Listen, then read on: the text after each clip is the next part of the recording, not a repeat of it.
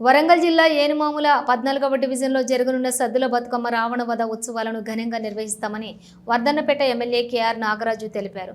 నగరంలోని 14వ డివిజన్ పరిధిలోని చిన్నవడ్డేపల్లి చెరువు ప్రాంతంలో దసరా సద్దుల బతుకమ్మ పండుగ కొరకు జరగనున్న ఏర్పాట్ల పనులను ప్రారంభించారు. గతంలో చిన్నవడ్డేపల్లి ప్రాంతంలో కాశీ బుగ్గలు చెందిన వారు ఉత్సవాలు నిర్వహించేవారు. కానీ ఈ సంవత్సరం వర్ధన్నపేట నియోజకవర్గానికి చెందిన వారితోనే కమిటీ ఏర్పాటు చేసి ఉత్సవాలు నిర్వహిస్తున్నామని అన్నారు. ముందుగా మా సోదరి మళ్ళందరికీ కూడా సద్దుల బతుకమ్మ శుభాకాంక్షలు. అలాగే రాబోయే దసరా మనకు సద్దుల బతుకమ్మ దసరా కూడా ఉంటుంది కాబట్టి అడ్వాన్స్ అందరికీ శుభాకాంక్షలు. మా యొక్క 14th డివిజన్ ఏనుమాముల కాడ గత 3 ఏళ్ల నుండి దసరా ఉత్సవ కమిటీని పాత కమిటీ వాళ్ళు నిర్వహించింది కాశీబుగ్గ వాళ్ళు. సో మా యొక్క స్థానిక కార్పొరేటర్ అయిన సులోచన గారు నాకు కాల్ చేసి, అన్నయ్య మాకు స్థానిక కార్పొరేటర్ను పిలవకుండానే ప్రతిసారి నిర్వహిస్తున్నారంటే నేను వారిని పిలిపించి మాట్లాడడం, స్థానికులకు కూడా మీ యొక్క కమిటీలో స్థానం కల్పించండి, కలిసి చేయండి పండుగ అని చెప్పడం జరిగింది.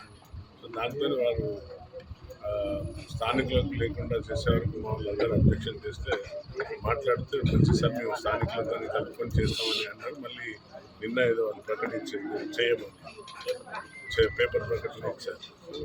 ఈవెన్ దో ఆ పండుగను పడేయకుండా కార్పొరేటర్ గారు, మా యొక్క స్థానిక సీనియర్ నాయకులు, డివిజన్ అధ్యక్షులు, ఇన్వెస్ట్మెంట్ ఆల్ పార్టీ వాళ్ళందరూ కూడా కంటిన్యూ చేద్దాం, ఈ పండుగ పడనీయకుండా అని వారు నిర్ణయం తీసుకున్నారు. సో తప్పనిసరిగా దీనికి సంబంధిత అధికారులు, ఎలక్ట్రిసిటీ డిపార్ట్మెంట్ కానివ్వండి, మున్సిపల్ గారు కానివ్వండి, ఇరిగేషన్ అందరినీ కూడా పిలిచి నేను వారికి తప్పనిసరిగా సూచనలు ఇస్తాను. ఈ యొక్క పండుగ ఏ విధంగా గతంలో జరిగిందో ఆ విధంగా జరిగే విధంగా అంటే గవర్నమెంట్ నుండి ఏమైనా ఫండ్ ఇస్తే వెల్ అండ్ గుడ్, లేదంటే మా స్థానికులు అందరూ కలిసి చేసుకోదలుచుకున్నాం కాబట్టి తప్పనిసరిగా ఈ పండుగను దసరా ఉత్సవాలను, ఎందుకంటే స్థానికులు చాలా రోజులు వచ్చి చూస్తుంటారు పిల్లలందరూ, తప్పనిసరిగా ఈ యొక్క పండుగ దసరాను ఇక్కడ దసరాను ఏమంటారు ఆ యొక్క పండుగను విజయదశమి పడేయకుండా కంటిన్యూ చేసే దిశగా చర్యలు తీసుకున్నాను.